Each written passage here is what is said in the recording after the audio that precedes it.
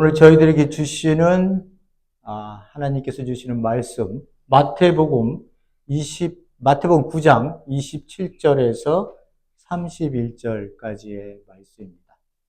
다 같이 한번 하나님의 말씀을 봉독해서 마지막까지 한번 읽어갈 텐데 한번 여러분들이 말씀을 봉독하시면서 어떤 일이 일어나고 있는지 조금 주의 깊게 좀 읽으셨으면 좋겠다는 생각을 합니다. 자, 27절부터 갑니다.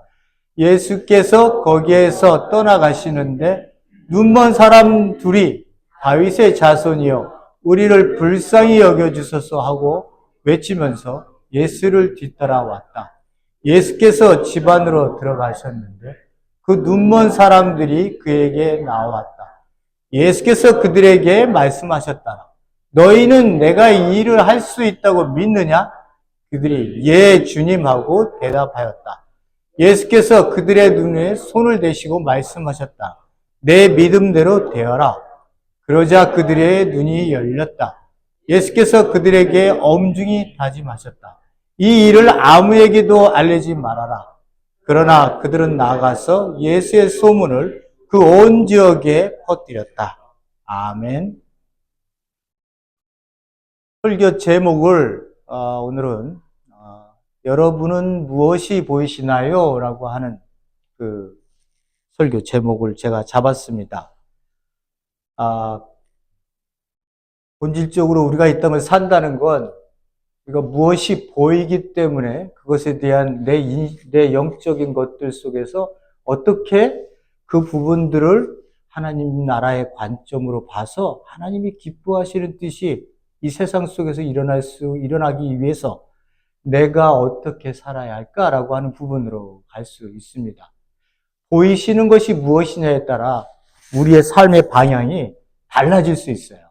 그렇기 때문에 오늘 본문의 말씀을 보면서 오늘 저희들이 이 초점으로 오늘 말씀을 한번 따라가 보도록 하겠습니다. 27절에 이렇게 얘기를 나오고 있습니다. 예수께서 거기에서 떠나가시는데 저희들이 저번 주에 봤습니다. 두 여인이 등장하죠. 야히로의 딸이 죽음에서 생명으로 옮겨지는 과정을 봤고요. 12해 동안 혈루증으로 고생을 하다가 예수 그리스도를 만나서 그 옷깃만 만지어도 날 것 같다는 그 믿음 하나 때문에 그가 부정한 여인에서 정결한 여인으로 회복되어지는 것을 저희들이 봤습니다.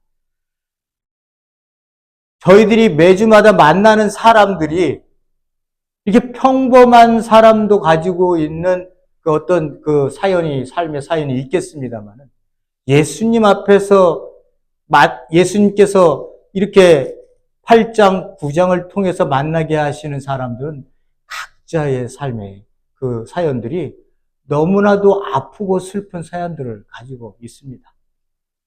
예수님께서 그런 사람들에게 만나셔서 단순하게 그들의 병을 고쳐주고 귀신을 쫓아내주고 하는 일은 굉장히 중요한 일이고 우리 평상시 사람들이 봤을 때는 어떻게 이런 기적이 일어났을까?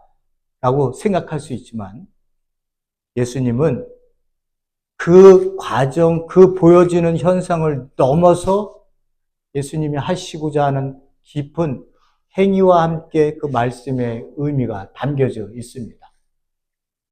사람이 이 땅에 회복된 존재로 산다는 게 얼마나 귀한 것인가를 저희들에게 보여주는 거예요. 그 회복된 백성이 이 땅에 산다는 것은 하나님 나라 안에 백성으로 산다는 걸 의미하는 거고요.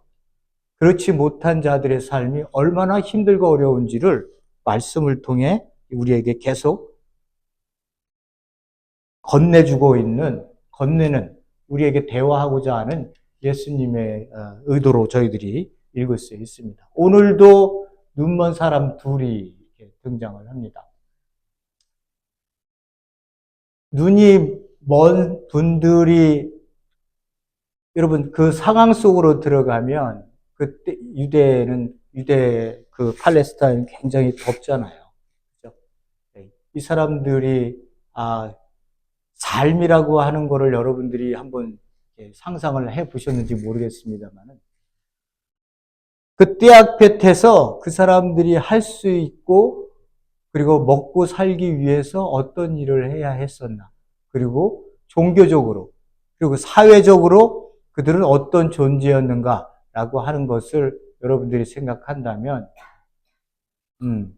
예수님이 오늘은 이 사람들을 통해서 오늘 나에게 무엇을 얘기하시는 걸까? 얘기하시려는 것일까? 라고 여러분들에게 던지는 그런 오늘의 본문의 말씀이라고 생각하시면 됩니다. 눈이 멀었다. 표준어로는 맹인이라고 얘기를 하는데요. 이 사람들은 첫 번째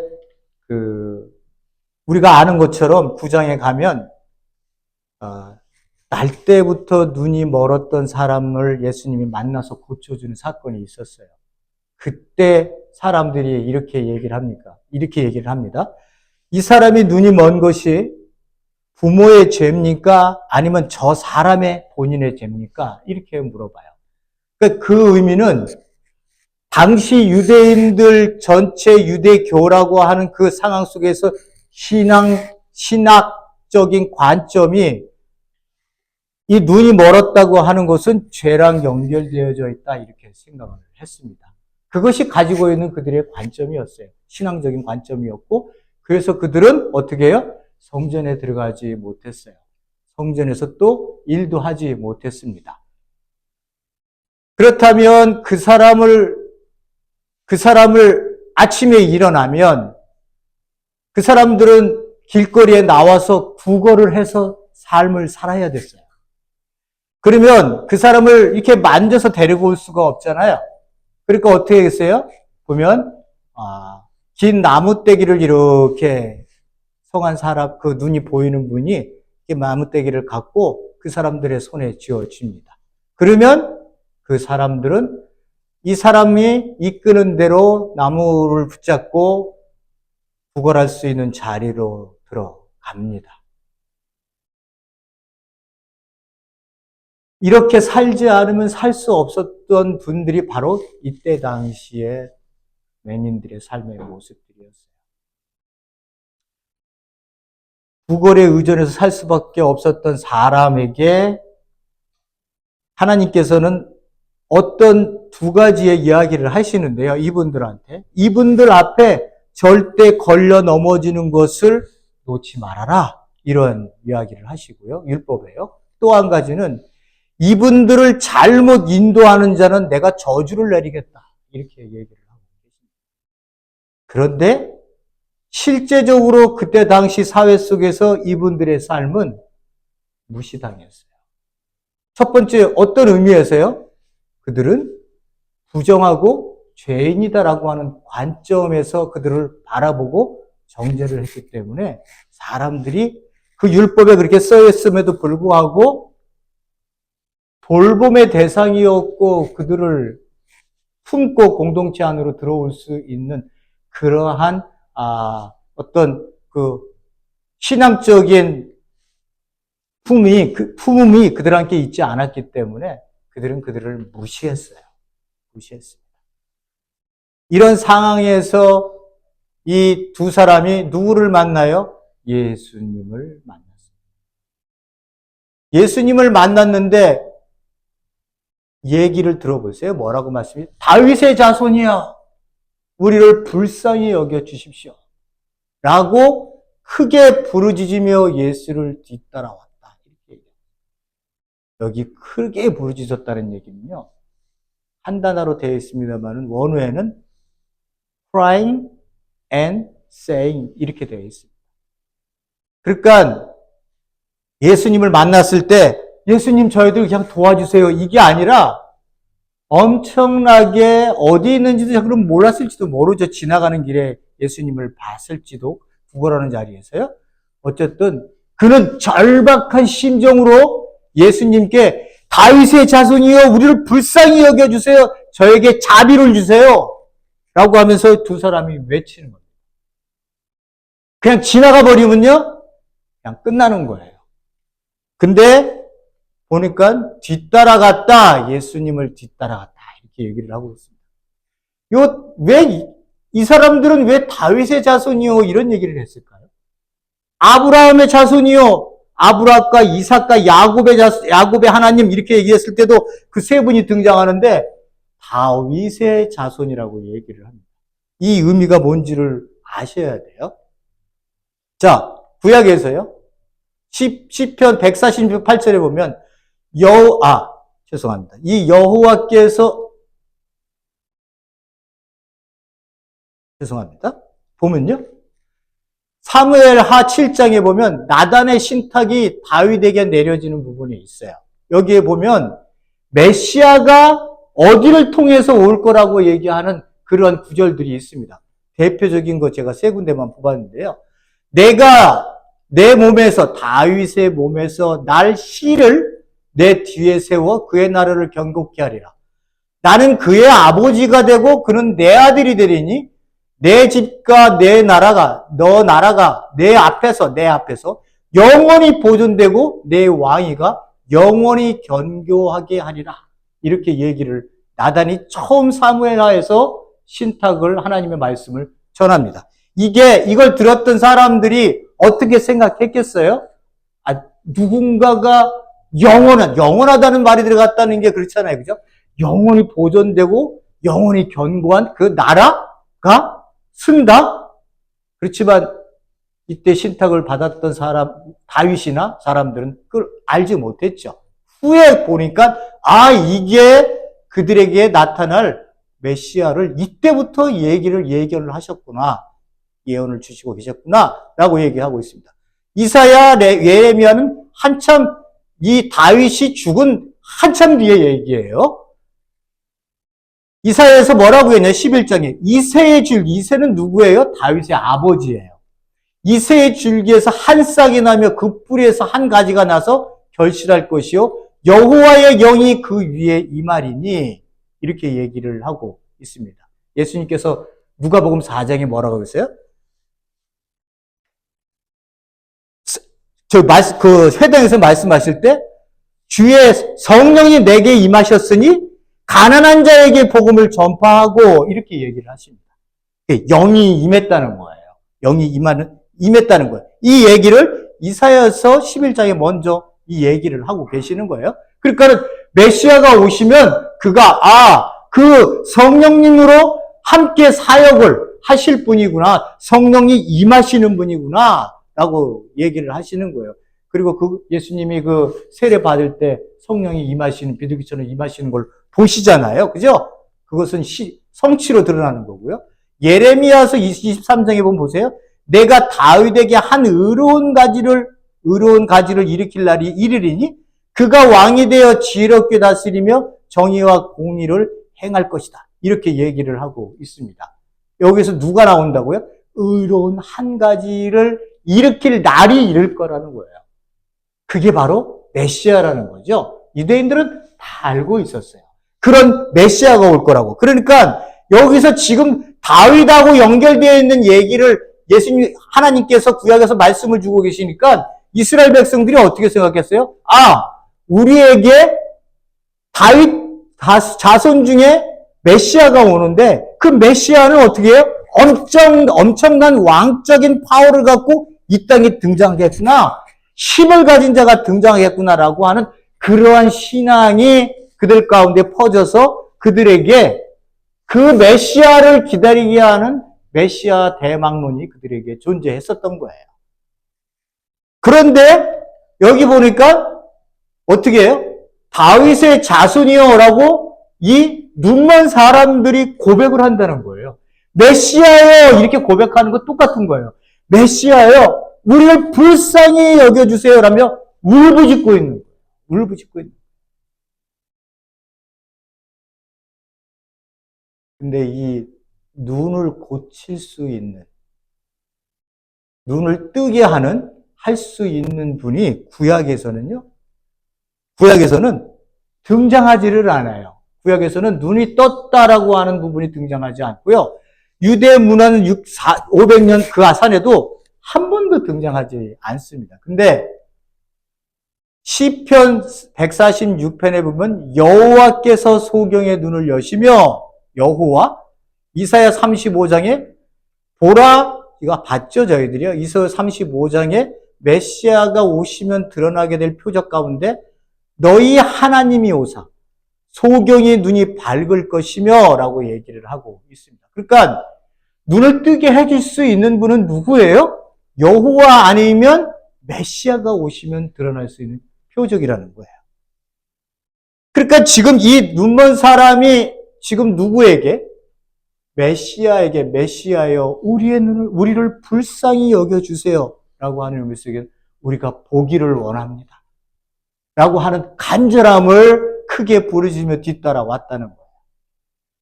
예수께서 집 안으로 들어가셨는데 예수님의 집안 같아요. 예수님이 그때는 가버나움에 계셨었다고 하니까.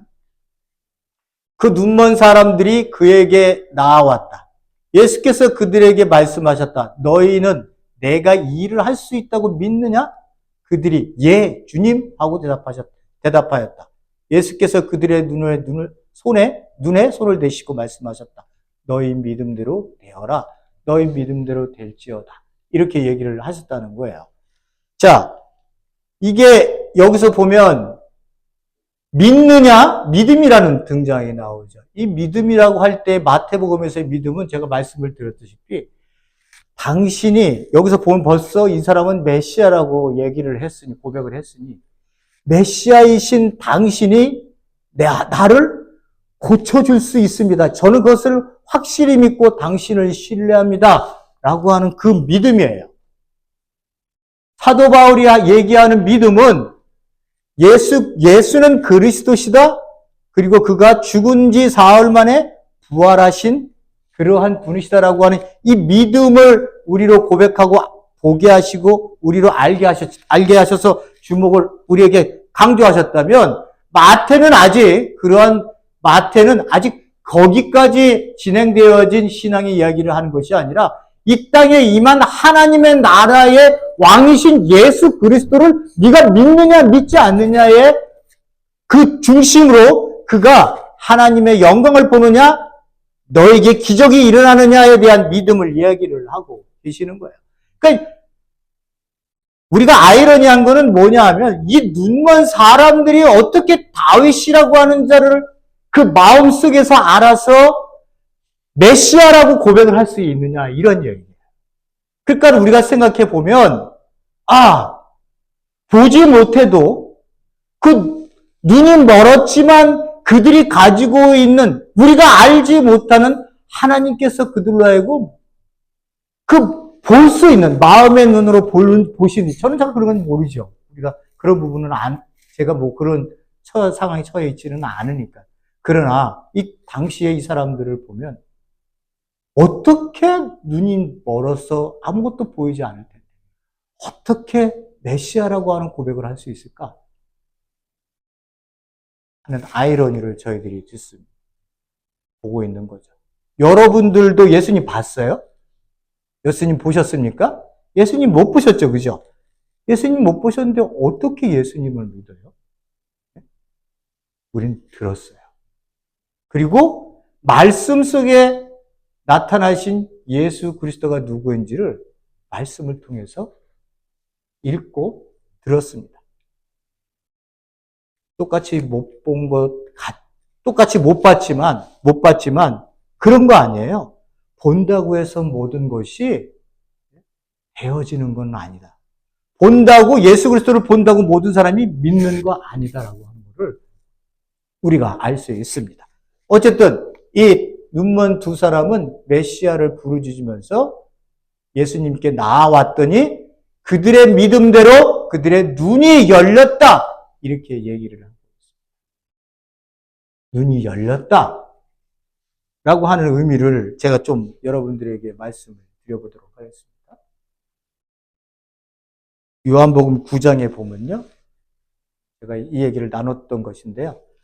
요한복음 9장에 보면 날 때부터 눈이 소경이었던 분을 예수님께서 고치시고는 이제 안식일날 고쳤다고 바리새인들이 그리고 종교 지도자들이 이렇게 막 덤볐어요. 예수님에게. 그러자 예수님이 이제 39절에 가서 뭐라고 말씀하시냐 보세요. 예수께서 가라사대 내가 심판하러 이 세상에 왔으니 보지 못하는 자들은 보게 하고 보는 자들은 소경되게 하려 함입니다. 보지 못하는 자들은 보게 하고 보는 자들은 소경되게 하겠다. 이렇게 말씀을 하고 있어요. 또 어떻게 이게 가능해요? 내가 눈을 뜨고 있는데 어떻게 보지 못해요? 그리고 반대로 눈을 못 보는 맹인들이 어떻게 볼 수 있겠어요? 근데 예수님은 그렇게 얘기를 하세요. 보세요. 왜 무슨 말씀이신지. 바리새인 중에 예수와 함께 있는 자들이 이 말씀을 듣고 하루되 우리도 소경인가? 라고 이렇게 얘기를 하고 있습니다. 자기들은 눈을 떴다는 거죠. 근데 왜 내가 소경이야? 라고 얘기를 하는 거예요. 예수께서 가라사대 때 너희가 소경되었다면 죄가 없으려니와 본다고 하니 너희 죄가 그저 있느니라. 얘기를 하고 있습니다. 그러니까 눈을 떠서 보고 있는 이 바리새인들 너희들은 뭐라는 거예요? 소경이라는 거예요. 왜? 그들이 메시아이신 예수가 니네들이 그렇게 기다려왔던 이 하나님의 나라를 가져오는 이 메시아가 이 땅에 도래했는데 너희들은 그것을 보지 못하고 고백하지도 않고 믿음으로 나오지 못하고 있으니 너희들은 소경이라는 거예요. 그렇지만 눈이 가리워져서 시야의 시각 장애를 갖고 있는 분은 보지는 못하지만 예수가 메시아이고 그가 가지고 온 이 하나님의 나라를 믿고 그 나라에 들어가기를 간절히 원하고 있으니 그들은 영적으로 어떻게 해요? 눈이 뜬 보는 자들이라는 거예요. 보는 자들이라는 거예요. 여러분들은 어떠십니까? 무엇을 보세요? 그리고 보지 못하는 분들은 마음에 무엇을 보고 계실까요?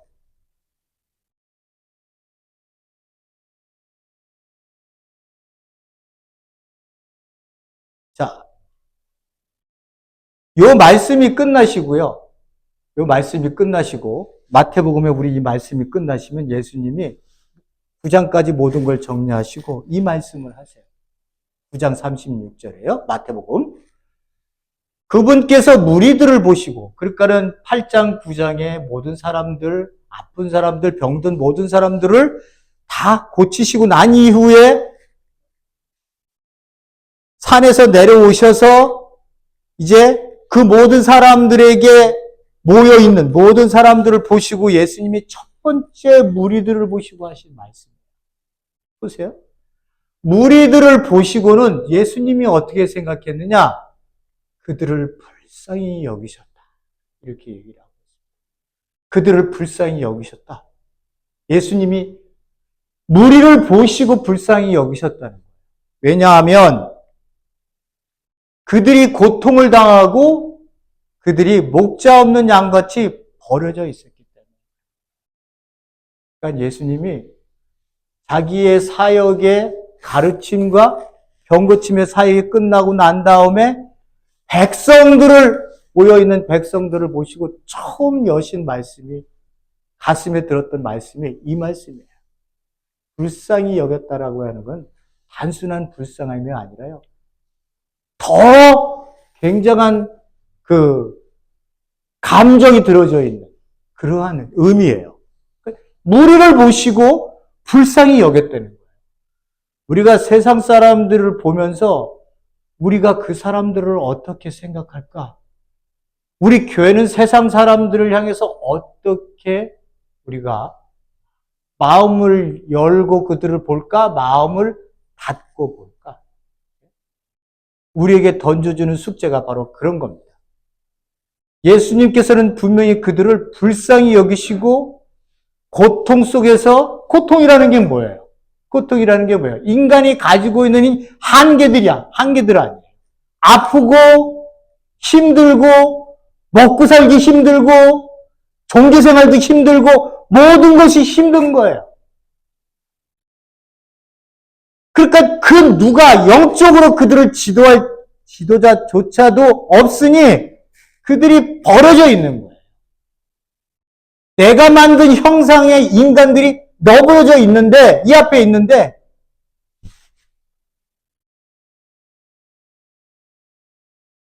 말씀을 맡았다고 하는 종교 지도자들이 그들을 전부 말씀대로 못 산다고 다 정죄해버리고, 자기네들은 어떻게 해요? 하나님의 나라가 등장하면 맨 먼저 들어갈 것이라고 의인이라고 자처하면서 떠들어댔던 자들이 종교 지도자들이에요. 그들이 영적으로 바르게 하지 못하니까 이렇게 많은 사람들이 고통당하고 벌어져 있는 거예요.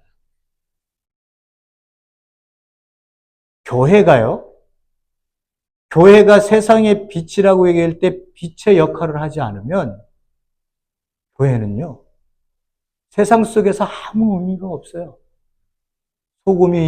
소금이라는 얘기도 나오고 있지만, 짓밟히고 마는 거예요. 이 역사 속에서 하나님의 나라라고 하는 그 도래를 통해 메시아이신 왕이신 예수님이 사람들을 만나서 복음을 선포하고 그 나라에 들어와 있는 백성들이 교회라고 하는 공동체로 이 땅에 들어섰을 때 그들이 영적 지도자가 돼서 세상에 대해서 그렇게 살면 모두 죽는 거야. 그렇게 살면 모두가 고통당하고 버려질 수밖에 없어. 세상이 너희들을 영적 눈을 가려서 사단이 너희를 속여 죽음으로 너희들을 몰고 가고 있는 거야 라고 하는 것을 밝힐 수 있는 것이 유일하게 교회밖에 없어요. 유일하게 교회밖에 없다고요. 유일하게 교회만이 세상에 대해서 니네들의 삶은 잘못 살고 있는 거야 라고 너라고 얘기할 수밖에 없는 자가 그리스도인 교회밖에 없다는 거예요. 그냥 교회에 이렇게 세워졌다고 다 되는 게 아니에요.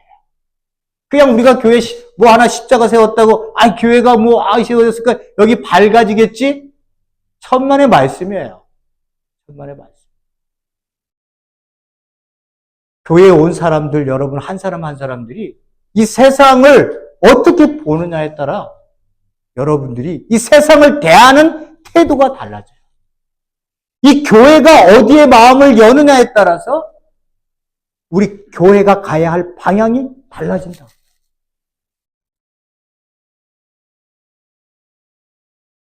유대인들은 자기들의 자기들의 전체가 종교를 가졌는데 종교 지도자들이 자기들을 전부 죄인이라고 처박아 놓고 그들을 성전에 와서 예배도 못 드리게 하는 그러한 없어져야 할, 예수님이 봤을 때는 없어져야 될 성전인 거예요. 그 성전의 구시대 속에서 이 백성들이 고통받고 있는 걸 보고 있는 예수님의 마음이 불쌍하다는 표현으로 등장합니다. 예수님이 불쌍하다는 그 무리들을 보시고 여기서 이 무리들을 불쌍히 여겼다. 이것 때문에 한국에서 뭐가 나와 있어요? 민중신학이라는 게 나와요. 민중신학. 예수님의 관심은 어디에 있었다? 민중에 있었다. 근데 민중에 대해서 어떻게 생각했다? 불쌍히 여겼다. 그러니 사회에 나가서 적극적으로 투쟁해서 민중들을 구해야 한다. 유일하게 한국에 등장한 이 민중신학. 남미에는 뭐가 있었어요? 남미에는 해방신학. 비슷한 관점입니다. 가난한 자들을 위해서 예수님께서 오신 이유는 그들을 해방시키기 위해서 오셨다. 너무 극단적으로 두 개를 보는 거죠. 극단적으로. 그러면 결국은 어떻게 해요? 교회는요, 매일같이 피켓 들고 바깥에 나가야 돼요.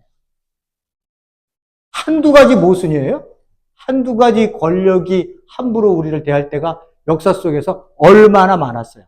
거기에 침묵을 한다는 것도 문제겠지만 민중신학이나 해방신학처럼 적극적으로 그러니까 적극적으로 그 일을 교회가 나가서 다 해버린다면 한쪽으로 치우쳐 버리는 거죠.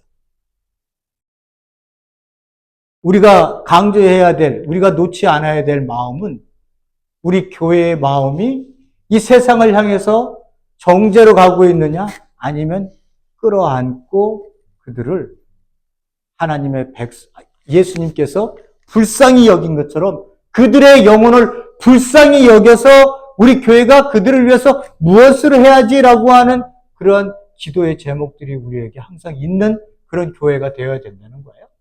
여러분들의 마음속에도 어떻게 해야 돼요? 사람들을 만나면요, 그 사람이 너무 소중하게 여겨져야 돼요. 인격적으로. 그 사람의 삶을 들여다볼 수 있고 불쌍히 여겨져요. 얼마나 불쌍해요. 괜찮은 것처럼 뭐 사람들이 교회에 오면 뭐 저렇다 그러고 헌금 내고 뭐 다 종교 생활은 열심히 하지만 집에 들어가면 믿는 자나 믿지 않는 자나 전부 어려워요. 여러분들은 하나님께 얼마나 부르짖습니까? 그러니까 부르짖는다는 게 기도할 때마다 하나님, 이게 아니라요. 온몸으로 하나님을 찾으며 부르짖은 적이 있냐고. 온몸으로. 저야 뭐 맨날 그런 사람들을 많이 보니까 그런 사람들이 봐서 제일 저에게 행복하게 보이는 건요. 흑인 아내와 남편이 와서 돈 네가 낼래 내가 낼래? 이렇게 하시면서 얼마 되지 않는 돈으로 서로 티격태격 하면서 남편이 돈을 내고 웃을 때 서로 얼굴을 보며 웃고 저를 보고 웃을 때 저는 행복해요. 나 때문에 아니에요. 당신들 때문에 행복해요. 왜? 사는 거거든요. 삶이라고 하는 건요, 우리가 그냥 의무적으로 형식적으로 사는 게 사는 거 아니에요. 저번 주에는 제가 자꾸 제 신앙 간증만 얘기해서 죄송합니다. 다음에는 여러분들이 나오셔서 여러분들의 신앙 간증을 좀 해주시면 감사하겠고요. 저번 주에는 모르겠습니다만은 하루 일을 갔는데 너무 행복했어요. 내가 그렇게 행복한 적이 있었나? 라고 할 정도로 너무 행복했어요. 만나는 사람마다 영적으로 뭔가 다 통하는 것 같았어요. 너무 반가웠어요. 저희들에게, 저한테도 너무 따뜻한 말을 많이 해주고, 그냥 지나갈 수도 있는데도 일부러 고개 이렇게 디밀면서 자기 간다고 손 흔들고, 그리고 제가 못 봐서 죄송하다고. 저녁에 끝나고 거의 마감하는데요. 하나님, 저 죽어도 괜찮아요. 저 지금 데려가셔도 괜찮습니다. 할 정도로 너무나 행복했어요.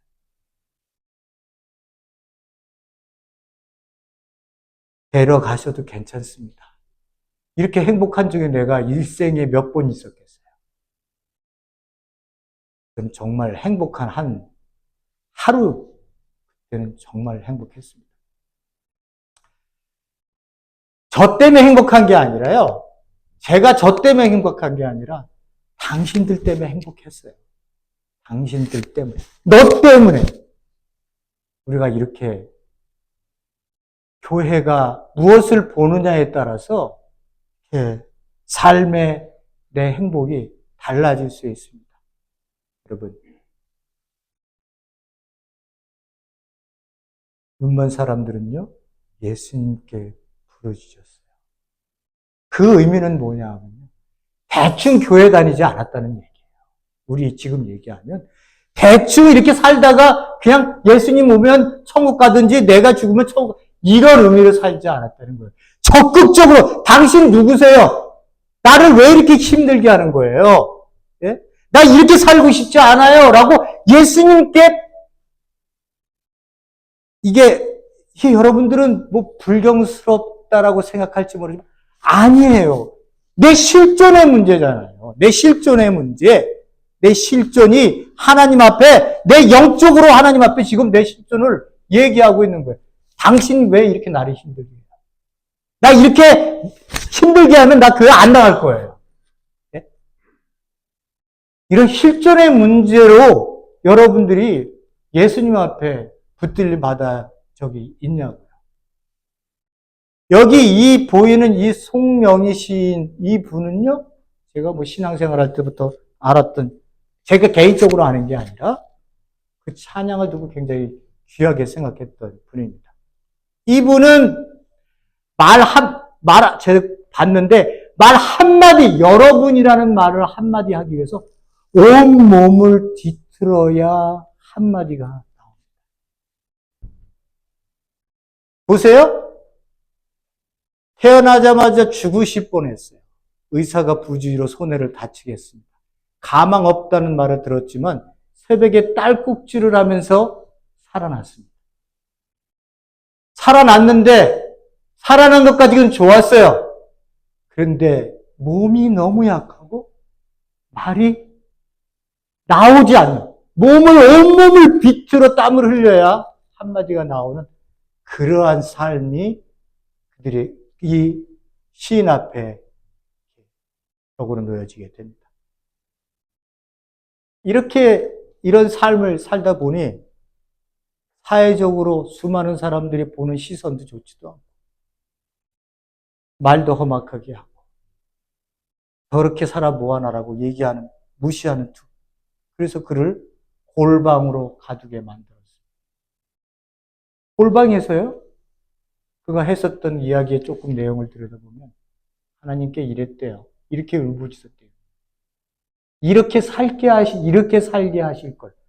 이렇게 어두운 골방으로 나를 몰아넣을 걸 왜 당신 나 살게 하셨습니까? 이 몰골로, 이 얼굴로 내가 세상 사람들에게 어떻게 내밀고 살 수 있습니까? 라고 하나님 앞에 울부짖었대요. 이거는 대드는 거예요. 하나님 앞에.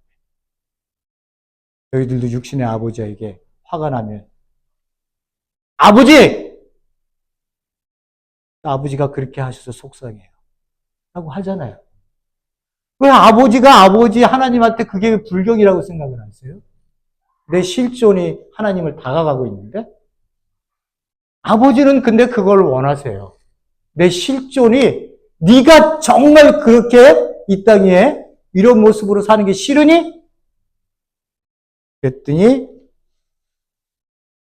하나님께서 그에게 곡을 주셨답니다. 곡을 쓰게 하셨대요. 어떻게 곡을 쓰게 하셨는지 제가 그 말씀을 한번 드려볼게요. 그 가사를 쓰게 하셨는데 지렁이 같은 글자를 썼다 하더라고요. 그가 하나님을 만난 이후에 쓴, 여러분들이 잘 아는 찬양이에요. 뭐라고 고백하느냐? 나는 가진 재물이 없습니다. 나는 남이 가진 지식도 없습니다. 나는 남에게 있는 건강도 있지 않습니다. 그러나 나는 남이 없는 것이 있습니다. 나는 남이 못 본 것을 보았습니다. 남이 듣지 못한 음성을 들었습니다. 나는 남이 받지 못하는 사랑을 받았고 나는 남이 모르는 것을 깨달았습니다. 하나님은 공평하십니다. 어떻게 공평하다는 얘기가 여기서 나오지? 나 같으면 안 공평해요. 나 이런 모습으로 살고 싶지 않아요. 이렇게 얘기할 텐데, 그러니까 이런 분들은요, 하나님을 만난 분들은요, 자기의 외모나 자기가 있는 처지나 이런 그 상황에 붙들림 받지 않아요. 상황을 상황으로 보지를 않아요. 이 상황이 나를 가두고 있다고 생각하지를 않아요. 그러니까 듣고 보고 우리는 알지 못하는 영적인 깨달음들이 이분들에게는 엄청 많이 있는 거예요. 공평하신 하나님이 나는 남이 가진 것 나 없지만 공평하신 하나님이 나는 남이 없는 것을 갖게 하셨습니다. 이렇게 얘기하고 계십니다. 이분이 이제 여기 나와 있는 화면은 이 송정미 이분이 가수인데, 복음성 가수 때 찬양을 하시니까 시집이 나왔다고 하는 것 같아요. 그래서 그걸 찬양하기 위해서 나왔는데, 이분이 이 찬양을 하니까 이분이 뭐 하고 계세요? 몸으로 춤을 추고 계시는 거예요. 몸으로 추고 계시는 거예요. 열린 음악회에도 나오셨을 때요. 말씀하시는 얼마나 우리가 봤을 때도 힘들고 어려운 상황을 살았을 것이라고 생각하는데, 이분은 우리가 보지 못한 것을 봤고, 듣지 못하는 것을 들었고, 우리가 깨달지 못하는 것을 깨달으셨어요. 그러시고는 하나님께 당신은 공평하신 하나님이십니다. 라고 고백을 해서 찬양을 부르게 됩니다. 들어보시기 바랍니다.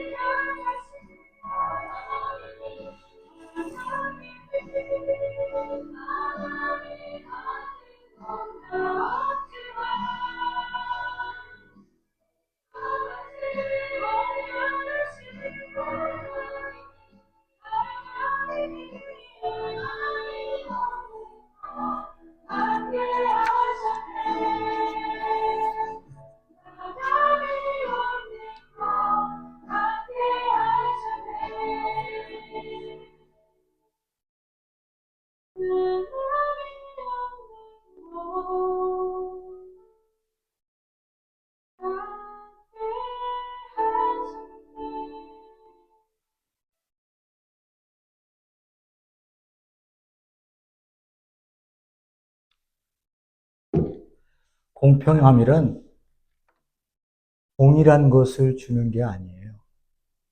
각 사람에게 가장 필요한 것을 주시는 것이, 남이 많이 가졌으니까 나도 많이 가져야 된다고 생각해요. 남이 권력을 가졌으니 나도 가져야겠다고 생각하는 그런 거 아니에요. 여러분들에게 가장 필요한 게 뭡니까? 하나님이 주셨어요. 그걸 발견하셔야 돼요. 그 주신 것으로 사랑하시며 살아야 돼요. 이 세상의 울부짖는 소리를 들으셔야 한다고.